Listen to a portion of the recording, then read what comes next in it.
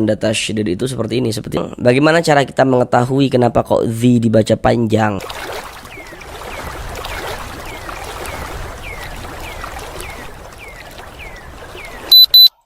Assalamualaikum warahmatullahi wabarakatuh.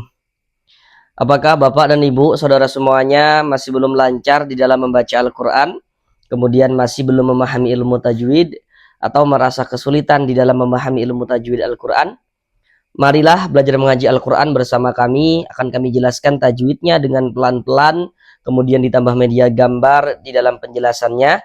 Harapannya itu semoga untuk ilmu tajwidnya langsung bisa dipahami dengan mudah. Karena dengan kita belajar ilmu tajwid, kita memahaminya, kita bisa menerapkan dengan sendirinya ketika membaca Al-Quran, maka tentu akan memperbaiki bacaan Al-Quran kita. Semoga bagi yang belum lancar bisa segera lancar di dalam membaca Al-Qurannya. Selanjutnya, kami selalu mendoakan semoga Bapak dan Ibu saudara semuanya senantiasa diberikan kesehatan oleh Allah Subhanahu wa taala, semoga dipermudah segala urusan-urusannya, dikabulkan segala hajat-hajatnya, dan semoga senantiasa dilancarkan rezekinya oleh Allah Subhanahu wa taala, semoga senantiasa diberikan rezeki yang berlimpah dan barokah, sehingga nanti dengan rezeki yang berlimpah dan barokah tersebut semoga bisa beribadah umrah dan haji ke tanah suci Mekah. Amin amin ya rabbal alamin. Baik, mari langsung kita mulai belajar mengaji Al-Qurannya. Kita lanjutkan kembali belajar mengaji Al-Quran dengan penjelasan tajwid yang nantinya akan kami jelaskan dengan pelan-pelan. Harapannya itu semoga dapat langsung bisa dipahami ilmu tajwidnya dengan mudah, sehingga dapat dipergunakan untuk memperbaiki dan juga melancarkan bacaan Al-Quran daripada saudara semuanya, Bapak dan Ibu yang ada di rumah. Sekarang ini kita masuk pada surah Ali Imran ayat yang ke-90. Mari kita baca bersama-sama terlebih dahulu dengan pelan-pelan surah Ali Imran ayat yang ke-90 ini. Baru setelahnya akan kami jelaskan juga tajwidnya itu dengan pelan-pelan. A'udzu billahi minasy syaithanir rajim.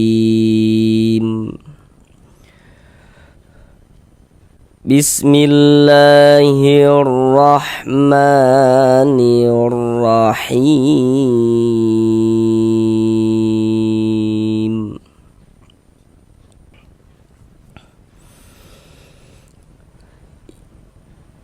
Innalladzina kafaru ba'da imanihim thumma zdadu kufran lan tuqbala taubatuhum wa ulaika humud dhallun.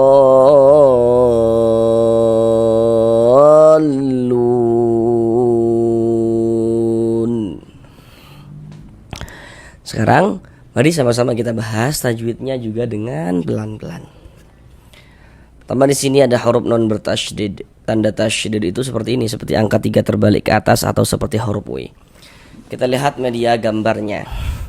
Huruf non yang bertasydid, huruf mim yang bertasydid, itu hukumnya adalah gunnah musyaddadah.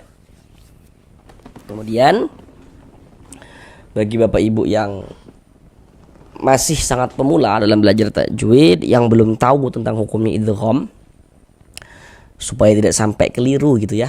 Karena nanti kalau misalkan kami katakan huruf nun bertasydid, huruf mim bertasydid, hukumnya gunnah musyaddadah, kalau hanya kami katakan seperti itu saja, nanti pasti Bapak Ibu akan mengira, oh berarti semua huruf nun yang ada tanda tasydidnya, semua huruf mim yang ada tanda tasydidnya berarti hukumnya gunnah musyaddadah ya. Nanti akan mengira seperti itu gitu kan. Padahal nanti tidak, nanti ada huruf nun ada tanda tasydidnya, ada huruf mim ada tanda tasydidnya, tapi hukumnya idgham karena kemasukan sesuatu, misalkan nun sukun atau tanwin seperti itu. Nah, jadi bagi yang ini, bagi yang masih pemula nian ya, yang belum tahu tentang hukumnya idgham. Jadi bagi yang masih sangat pemula, nah seperti ini. Ini kan ada huruf nun bertasydid nih.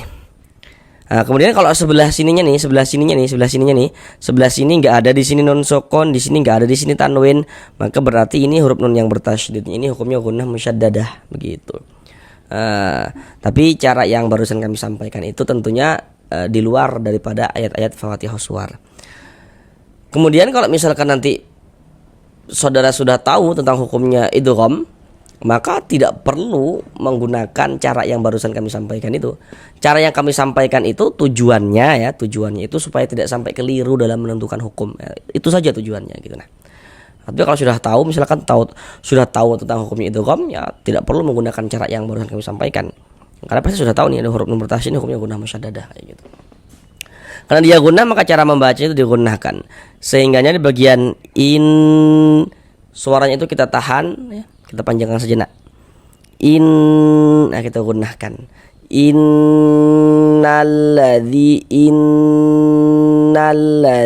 seperti itu.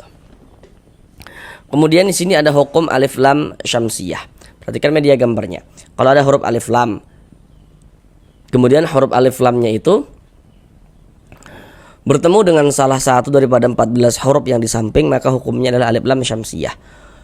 Huruf lam itu termasuk kan salah satu daripada 14 huruf syamsiyah. Huruf lam termasuk ya. Nah, maka ini alif lam bertemu dengan huruf lam. Huruf lam yang ada tanda bacanya nih, huruf lam ini huruf syamsiyah, maka hukumnya alif lam syamsiyah. Tadi kan kami katakan alif lam, ini kan alif ya atau hamzah wasal itu yang ini huruf lamnya mana gitu. Nah, huruf lam yang satunya mana? Kan alif lam bertemu dengan huruf lam. Nah, ini huruf lam yang satunya mana gitu.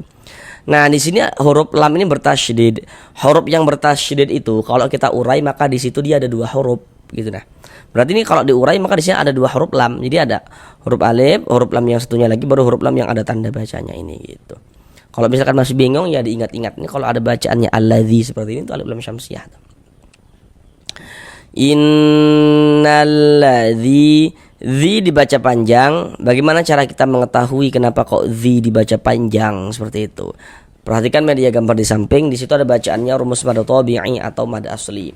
Jadi mad tabi'i atau mad asli itu memiliki 3 huruf mad. Jadi kalau ditanya orang huruf mad itu jumlahnya ada berapa, maka jawabnya ada 3. Apa saja huruf-huruf mad itu? Rumus 1 yang warna hitam huruf ya sukun sebelumnya harokat kasroh. Itu huruf mad tuh huruf ya sukun sebelumnya harokat kasroh. Jadi kalau baca Al-Quran bertemu ya sukun sebelum ya sukun ada huruf yang memiliki harokat kasroh, maka huruf yang memiliki harokat kasroh dibaca panjang. Huruf mad selanjutnya rumus 2 warna hitam huruf waw sukun sebelumnya harokat dhammah. Nah, huruf waw sukun sebelumnya harokat dhammah itu huruf mad. Jadi kalau baca Al-Quran bertemu waw sukun sebelum waw sukun ada huruf yang memiliki harokat dhammah, maka huruf yang memiliki harokat dhammahnya dibaca panjang. Huruf mad yang ketiga di rumus 3 warna hitam huruf alif sebelumnya harokat fathah. Jadi kalau baca Al-Quran bertemu alif sebelum alif ada huruf yang memiliki harokat fathah, maka huruf yang memiliki harokat fathah dibaca panjang. Di dalam Al-Quran itu untuk menunjukkan tanda panjang, huruf-huruf mad itu bisa ditulis dalam bentuk seperti rumus 1, rumus 2, rumus 3 yang warna-warna hitam itu. Nah, yang maksudnya itu dari segi tulisan huruf madnya itu tampak, huruf madnya itu dia kelihatan ada dari segi tulisan gitu. Kemudian pada mad tabi'i untuk menunjukkan tanda panjang, huruf mad nantinya itu yang warna-warna hitam itu bisa juga dari segi tulisan dia tidak tampak. Dari segi tulisan dia tidak tampak. Huruf madnya itu hanya dikira-kirakan, diberilah tanda-tanda panjang seperti rumus 1, rumus 2, rumus 3 yang warna-warna biru itu. Nah, jadi kesimpulannya tanda-tanda panjang yang warna-warna biru itu pada mad tabi'i itu adalah huruf-huruf mad yang warna hitam. Sesuai dengan kotaknya masing-masing kayak gitu. Sedangkan zi dibaca panjang, ini penjelasannya terletak di rumus 1 yang warna hitam. Kami jelaskan lagi dengan lebih pelan-pelan cara memahami rumus 1 yang warna hitam. Di rumus 1 warna hitam di situ ada huruf ya sukun. Sebelum ya sukun di situ ada harokat kasrah tuh, ada tanda baca kasrah baris kasrah. Di atasnya kasrah di situ ada titik-titik kan? Titik-titik di sana itu maksudnya nantilah di situ letaknya huruf yang dibaca panjang yang memiliki tanda baca kasrah itu tadi. Tapi kita perlu menyimpulkannya dari awal. Dapatlah kita simpulkan cara kita memahami rumus 1 yang warna hitam, yakni kalau baca Al-Quran bertemu ya sukun. Sebelum ya sukun ada huruf yang memiliki harokat kasrah, huruf yang memiliki tanda baca kasrah. Nah, maka huruf yang memiliki harokat kasrahnya dibaca panjang. Contoh dalam bacaan itu seperti ini. Kita baca Al-Quran nih bertemu dengan huruf ya sukun, ini huruf ya tanda sukun tuh seperti ini. Huruf sukun atau huruf mati atau huruf sakinah atau maksudnya sama saja, tandanya tuh seperti ini. Nah, baca Al-Quran bertemu ya sukun, sebelum ya sukun sebelah sininya ada ini nih, ada harokat kasroh nih ya, baris miring di bawah huruf ini harokat kasroh atau tanda baca kasroh atau baris kasroh. Ada huruf ya sukun, sebelum ya sukun ada harokat kasroh. Nah maka huruf yang memiliki harokat kasroh, huruf yang memiliki tanda baca kasroh ini kita baca panjang nih, sehingga dzi dibaca panjang.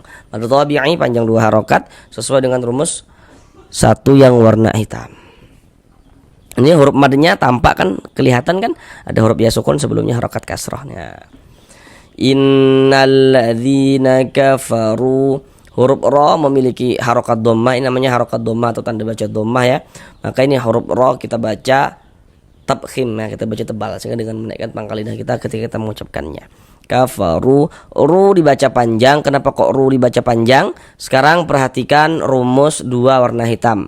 Di rumus 2 warna hitam di situ ada waw sukun. Sebelum waw sukun di situ ada harokat dhammah ya, ada tanda baca dhammah. Di bawah tanda baca dhammah ada titik-titik. Titik-titik di sana itu maksudnya nanti disitulah letaknya huruf yang dibaca panjang yang memiliki tanda baca dhammah itu tadi. Tapi kita perlu menyimpulkannya dari awal. Dapatlah kita simpulkan cara memahami rumus 2 yang warna hitam, yakni kalau baca Al-Quran bertemu waw sukun, sebelum waw sukun ada huruf yang memiliki harokat dhammah, ada huruf yang memiliki tanda baca dhammah, maka huruf yang memiliki tanda baca dhammahnya dibaca panjang seperti itu. Contoh dalam bacaan, nah, kita baca Al-Quran nih bertemu waw sukun, ada huruf waw, ada tanda sukun. Sebelum waw sukun sebelah sininya ada ini nih, ada harokat dhammah nih, ada tanda baca dhammah nih ya. Maka huruf yang memiliki tanda baca dhammah ini dibaca panjang nih, sehingga ru dibaca panjang. Mad tabi'i panjang 2 harokat sesuai dengan rumus 2 warna hitam. Kafaru ba'da ima, i dibaca panjang. Pasti di sini Bapak Ibu sudah tahu kenapa kok i dibaca panjang, tanda panjangnya apa kayak gitu. Nah ini namanya mad badal. Kenapa kok bisa mad badal bukan mad tabi'i kayak gitu. Nah sekarang kita kembali lagi ke rumus 1 yang warna hitam. Nah pasti di sini saudara semuanya sudah tahu kenapa kok i dibaca panjang. Karena penjelasannya sama. Kenapa kok dzi dibaca panjang. Nah, karena di sini ada huruf ya sukun, ada huruf ya, ada tanda sukun. Kemudian sebelum ya sukun sebelah sininya ada ini, ada harokat kasroh nih ya. Maka huruf yang memiliki harokat kasroh ini dibaca panjang, sehingga i dibaca panjang. Tapi di sini yang kita panjangkan adalah huruf hamzah, maka dia terjadi mad badal. Jadi mad badal itu terjadi kalau ada huruf hamzah yang mendahului daripadanya huruf mad, atau huruf mad sebelumnya hamzah begitu. Jadi kalau yang memakai huruf mad yang ada pada media gambar itu, atau tanda-tanda panjang yang ada pada media gambar itu adalah huruf hamzah, yang memakainya itu huruf hamzah, maka dia terjadi mad badal. Nah, jadi mad badal itu terjadi hanya pada huruf hamzah yang dibaca panjang saja, karena dia memiliki tanda panjang. Nah seperti contohnya memiliki tanda panjang karena ada huruf ya sukun sebelumnya harokat kasrah. Pembahasan secara khusus tentang mad badal itu sudah kami buatkan tersendiri videonya, jadi silakan lihat di bagian playlist video gitu. Mad badal panjangnya 2 harokat. Nah, nanti mungkin bagi yang belum tahu akan bertanya-tanya ya, huruf hamzahnya mana gitu kan. Ini huruf hamzah nih. Bagi saudara yang belum tahu, kalau ada huruf alif tapi ada tanda bacanya, maka itu bukan huruf alif tapi huruf hamzah. Ini huruf alif nih tapi ada tanda bacanya, oh bukan, berarti bukan huruf alif tapi huruf hamzah ini nih. Alif ada tanda bacanya, maka ini huruf hamzah nih. Nah gitu. Imanihim. Ma dibaca panjang. Kenapa kok ma dibaca panjang? Apa tanda panjangnya? Sekarang perhatikan rumus 3 warna hitam. Nah, di rumus 3 warna hitam di situ ada alif, sebelum alif ada harokat fathah ya, tanda baca fathah. Di bawah tanda baca fathah ada titik-titik. Titik-titik di sana itu maksudnya disitulah letaknya huruf yang dibaca panjang yang memiliki tanda baca fathah itu tadi. Tapi kita perlu menyimpulkannya dari awal. Dapat kita simpulkan cara memahami rumus 3 yang warna hitam, yakni kalau baca Al-Quran bertemu alif, sebelum alif ada huruf yang memiliki harokat fathah, maka huruf yang memiliki harokat fathah dibaca panjang. Contoh dalam bacaan, kita baca Al-Quran yang bertemu alif nih. Ini alif itu disambung dengan huruf mim. Nanti ada huruf alif yang tidak disambung, ada juga huruf alif yang disambung. Maka kita harus teliti gitu ya. Nah ini baca Al-Quran bertemu alif nih. Sebelum alif sebelah sininya ada ini nih, ada tanda baca fathah ini, ada harokat fathah nih. Karena di sini ada alif, sebelum alif ada harokat fathah, maka huruf yang memiliki harokat fathahnya dibaca panjang. Sehingganya ma dibaca panjang. Mad tabi'i panjang 2 harokat sesuai dengan rumus 3 warna hitam. Imanihim, mim sukun, setelahnya huruf tha. Perhatikan media gambar di samping. Kalau kita baca Al-Quran itu, setiap bertemu dengan huruf mim sukun, di situ terjadi hukum tajwid dengan memperhatikan huruf setelahnya. Pokoknya di mana ada mim sukun atau di mana ada mim mati, terjadilah hukum tajwid di sana dengan memperhatikan huruf setelahnya. Hanya saja hukum mem sukun itu dia lebih ringkas. Kami jelaskan semuanya biar langsung kita paham semuanya gitu ya.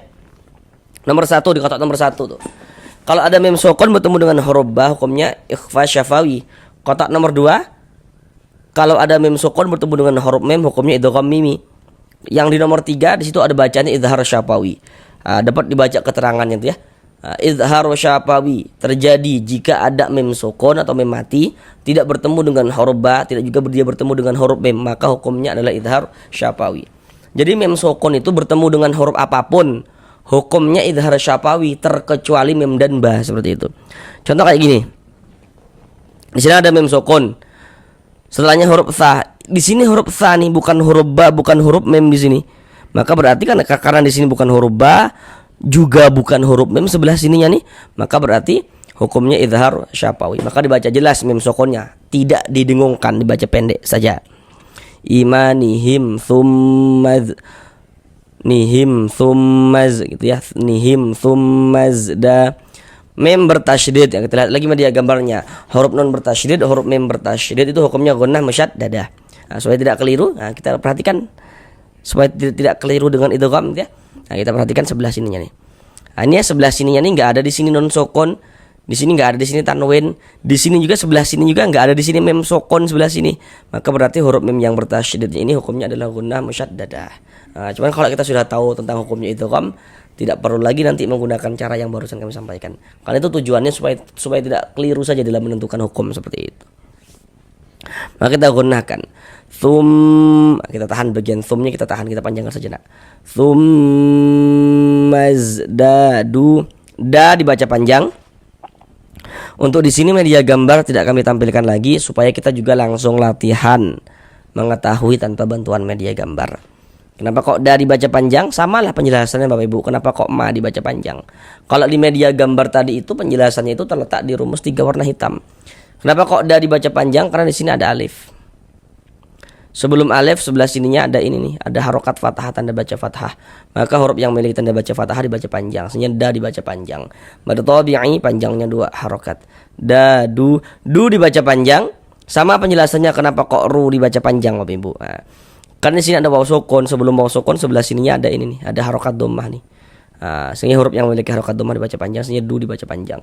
Kalau di media gambar tadi itu di rumus 2 yang warna hitam penjelasannya, kalau yang du ini. Mad tabi'i panjang 2 harokat. Da du kuf rol tanwin, selanjutnya huruf lam. Nah, kita lihat media gambarnya. Kalau kita baca Al-Qur'an itu di situ kan ada di media gambar itu ada bacaannya nun sukun, kemudian ada bacaannya tanda baca tanwin. Tanda baca tanwin itu memiliki 3 bentuk tanda baca. Nomor 1 baris 2 di atas huruf, itu nanti namanya fathatain. Nomor 2 ada baris 2 letaknya di bawah huruf, namanya kasratain. Yang nomor 3 itu namanya dhammatain. Jadi gini, kalau kita baca Al-Qur'an itu setiap ingat ya, setiap bertemu dengan huruf nun sukun atau setiap bertemu dengan salah satu tanda baca tanwin, maka terjadi hukum tajwid di sana dengan memperhatikan huruf setelahnya. Pokoknya di mana ada nun sukun atau di mana ada tanwin, terjadi hukum tajwid di sana dengan memperhatikan huruf setelahnya, gitu. Kecuali nanti kalau ada tanwin setelahnya ada hamzah wasal, nanti itu dia ada pembahasan tersendiri. Sekarang kita sudah tahu nih di mana ada nun sukun atau di mana ada tanwin, terjadi hukum tajwid di sana dengan memperhatikan huruf setelahnya. Kita baca Al-Qur'an nih, bertemu tanwin. Oh, di sini ada tanwin nih. Terjadi hukum tajwid dengan memperhatikan huruf setelahnya. Tanwin, setelahnya huruf lam. Nah, huruf lam ini yang harus kita ketahui. Huruf apa dia? Supaya kita dapat menentukan hukum tajwidnya. Kita lihat. Huruf lam itu termasuk salah satu huruf idgham bila gunnah. Jadi huruf idgham bila gunnah itu ada 2, yakni lam dengan ro. Harus dihafal dan diingat hurufnya supaya kita dapat menguasai hukum tajwidnya. Jadi kalau baca Al-Qur'an apabila bertemu dengan huruf nun sukun atau tanwin, setelah nun sukun atau setelah tanwinnya itu bertemu dengan salah satu daripada 2 huruf yang di samping itu, maka hukumnya adalah idgham bila gunnah. Ini tanwin bertemu dengan huruf lam ini huruf idgham bila gunnah, maka hukumnya idgham bila gunnah. Cara membacanya yakni dengan cara memasukkan. Jadi bunyi nun sukun atau bunyi tanwinnya dimasukkan ke dalam huruf idgham bila gunnahnya, kemudian tidak didengungkan. Jadi dimasukkan saja, tidak digunnahkan. Maka jangan dipanjangkan. Makanya kita baca kufrolan kufrolan, seperti jangan dibaca kufrol, ditahan itu jangan salah ya, pendek saja. Kemudian di sini huruf ro ini memiliki harokat fathatain, maka ini huruf ro kita baca tabkhim, nah, kita baca tebal. Kemudian di sini nun sukun setelahnya huruf ta. Nah, kita lihat huruf, nah di sini ada nun sukun, berarti terjadi hukum tajwid dong. Kan tadi kami katakan di mana ada nun sukun atau di mana ada tanwin terjadi hukum tajwid di sana. Di sini ada nun sukun terjadi hukum tajwid dengan memperhatikan huruf setelahnya. Nun sukun setelahnya huruf ta. Nah, huruf ta ini yang harus kita ketahui huruf apa dia. Kita lihat huruf ta itu termasuk salah satu huruf idgham, mohon maaf, termasuk salah satu huruf ikhfa hakiki. Jadi huruf ikhfa hakiki jumlahnya ada 15. Salah satunya huruf ta. Supaya kita dapat menguasai hukum ikhfa hakiki, maka tentu kita harus menghafal huruf-hurufnya kayak gitu. Jadi huruf ta itu salah satu masuk huruf ikhfa hakiki. Tapi dia masuk pada ikhfa hakiki aqrab. Karena dari segi makharijul huruf antara huruf nun dengan huruf ta itu dia dekat, bakal dikatakan aqrab. Cara membaca ikhfa hakiki dibaca samar. Jadi bunyi nun sukun itu dibaca samar dengan kita bersiap-siap masuk ke dalam huruf ikhfanya. Jadi dia tuh di tengah-tengah antara sifat izhar dan juga sifat idgham kayak gitu. Makanya kita baca lan, jangan dibaca lan. Kalau lan gitu jadinya izhar, tapi dia di tengah-tengah. Lan lan, kemudian didengungkan, digunakan sehingga di bagian lan suaranya itu kita tahan, kita panjangkan sejenak. Nah, lan kira-kira sepanjang 2 harokat. Lan tuqbala taubatuhum. Huruf qaf sukun, tuq, mantul begitu. Kenapa kok mantul? Perhatikan media gambarnya. Huruf qalqalah itu ada 5, salah satunya huruf qaf. Jadi huruf-huruf yang 5 itu kalau dalam keadaan sukun maka dia mantul. Terjadi qalqalah. Jadi terjadinya qalqalah kalau hurufnya sukun, terjadinya pantulan tuh kalau hurufnya sukun. Kalau enggak sukun ya enggak mantul kayak gitu. Huruf qaf ini sukun mantul. Tuq. Dan ini dia masuk kepada qalqalah kecil, qalqalah sughra, karena dia berada di tengah kalimat. Atau bisa juga kita pahami karena dia berada di tengah bacaan kita. Beda ceritanya kalau misalkan kita baca Al-Qur'an, kita berwaqaf, berhenti kita di huruf qalqalah, maka menjadi qalqalah kubra. Sedangkan ini kan kita tidak berhenti di huruf qaf. Dia di tengah bacaan kita nih. Kita nggak mungkin berhenti di huruf qaf, tidak mungkin, salah dari segi berwaqaf. Dia di tengah bacaan kita, maka ini menjadi qalqalah sughra, qalqalah kecil. Tuqbala taubatuhum. Huruf waw sukun sebelumnya harokat fathah, perhatikan media gambarnya. Huruf lin itu ada 2. Perhatikan di kotak nomor 1. Ada waw sukun sebelumnya harokat fathah, itu huruf lin. Nah, ini waw sukun sebelumnya sebelah sini ada harokat fathah nih. Anda baca fathah maka huruf waw sukunnya huruf lin. Kita baca lunak, kita baca lembut. Taubatuhum. Di sini ada tanda waqaf, bentuknya jim. Ini namanya wakaf jaiz. Jadi maksudnya itu boleh. Boleh apa? Boleh berwakaf, boleh juga diwasolkan. Nah, jadi terserah kita kalau menemukan tanda wakaf seperti ini. Mau berwakaf atau diwasolkan terserah kita. Boleh dia. Kemudian wa ula, la dibaca panjang. Ini namanya adalah mad wajib muttasil. Namun pada awalnya itu namanya mad tabi'i. Kenapa kok bisa berubah menjadi mad wajib muttasil gitu? Yang perlu untuk kita ketahui terlebih dahulu kenapa kok la dibaca panjang kayak gitu. Sekarang perhatikan media gambar di samping, perhatikan rumus 3 yang warna biru. Rumus 3 warna biru berarti pada dasarnya adalah rumus 3 yang warna hitam. Huruf mad yang terletak di rumus 3 warna hitam itu. Kenapa kok la dibaca panjang? Jadi kalau kita baca Al-Quran, bertemu dengan huruf, di atas huruf tersebut ada tanda seperti ini. Ada tanda harokat fathah, ada tanda baca fathah. Tapi dia bentuknya berdiri seperti ini, berbentuk alif kecil seperti ini. Ini menandakan huruf itu kalau di atasnya ada tanda seperti ini dibaca panjang. Misalnya la dibaca panjang. Nah, la dibaca panjang, mad tabi'i pada awalnya sesuai dengan rumus 3. Kemudian mad tabi'inya bertemu dengan ini, dengan huruf hamzah, tapi dia dalam satu kata atau dalam satu kalimat, maka dia berubah menjadi mad wajib muttasil, panjangnya itu 4 sampai dengan 5 harokat. Nah, wa ulaika humud, alif lam ternyata huruf dod. Perhatikan media gambarnya. Huruf dod itu termasuk salah satu huruf syamsiyah, ya kan? Termasuk huruf syamsiyah, huruf dod ya. Maka ini alif lam bertemu dengan huruf dad, huruf syamsiyah, maka ini hukumnya alif lam syamsiyah. Alif lam syamsiyah itu disebut juga dengan idgham syamsiyah. Karena dia cara membaca huruf lamnya dibaca idgham kayak gitu. Nah, Maksudnya dibaca idgham tuh dia cara membacanya itu dengan cara memasukkan. Jadi dari mu langsung masuk ke huruf dotnya ini, ke huruf syamsiahnya ini kayak gitu. Humut. Ya huruf lamnya nggak ada tanda bacanya. Jadi kalau baca Al-Qur'an tuh bertemu huruf lam yang nggak ada tanda bacanya atau lamnya lam syamsiah tuh. Humut dallun. Do ini dibaca panjang. Ini namanya adalah mad lazim mutsaqqal kalimi atau mad lazim kalimi mutsaqqal. Nah, kenapa kok ini pada awalnya dia namanya mad tabi'i. Kenapa kok dari mad tabi'i dia berubah menjadi mad lazim kalimi mutsaqqal? Apa sebabnya gitu?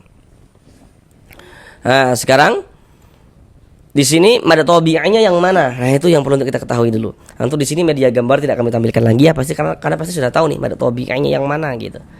Nah, ini sama nih kenapa kok ma dibaca panjang sama kenapa kok da dibaca panjang. Kalau di media gambar tadi itu letaknya itu di rumus 3 yang warna hitam.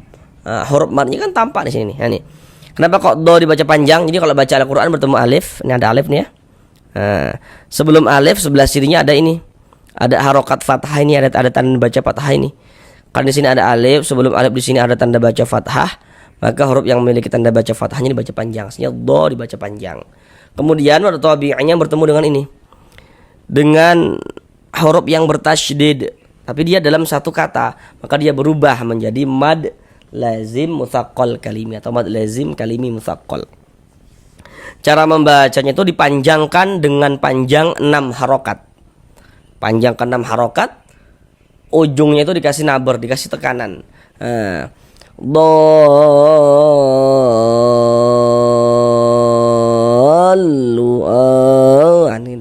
Ditekan gitu. Gitu. Jangan dibaca dolun, itu enggak ya. Ujungnya tuh dikasih nabar. Dolun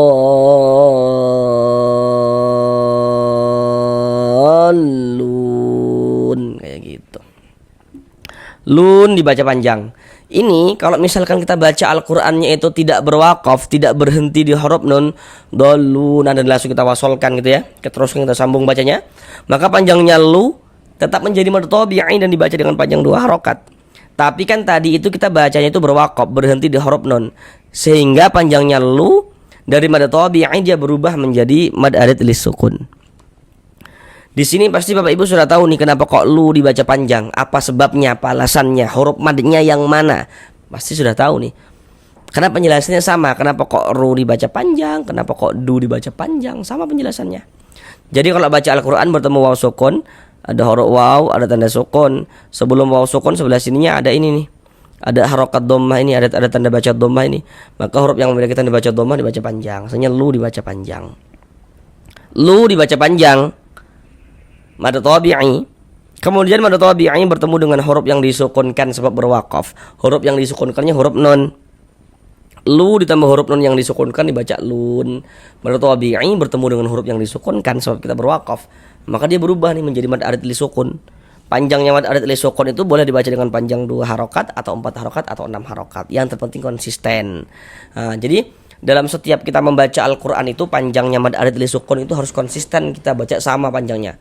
Baca Al-Qur'an ya, atau kita sholat gitu ya. Jika di atas mad arid li sukun kita baca dengan panjang 2 harokat, maka semua sampai ke bawah semua mad arid li sukun yang kita temui panjangkan 2 harokat. Kalau 4 semua panjangkan 4 harokat, kalau 6 semua kita panjangkan 6 harokat kayak gitu. Enggak boleh selang-seling, harus konsisten untuk mad arid li sukunnya. Huruf yang disukunkan huruf nun. Ini kalau berwaqaf di huruf nun kita baca lun. Jangan dibaca luna baru berhenti, baru berwaqaf. Jangan ya. Kenapa begitu? Jadi kalau kita baca Al-Qur'an kemudian kita berwaqaf, berhenti di huruf yang tidak dibaca panjang, hurufnya kita matikan, hurufnya kita sukunkan. Ini kita baca Al-Qur'an, berwaqaf nih kita berhenti kita di huruf nun. Untuk di sini kan huruf nun ini enggak dibaca panjang. Jadi kalau berwaqaf di huruf yang tidak dibaca panjang, hurufnya dimatikan, hurufnya disukunkan. Ini kita baca lun kayak gitu. Sekarang mari kita ulang bersama-sama sekali lagi dari awal. Innal ladzina kafaru ba'da imanihim thumma zdadu kufran lan tuqbala taubatuhum wa ulaika humud dhallun.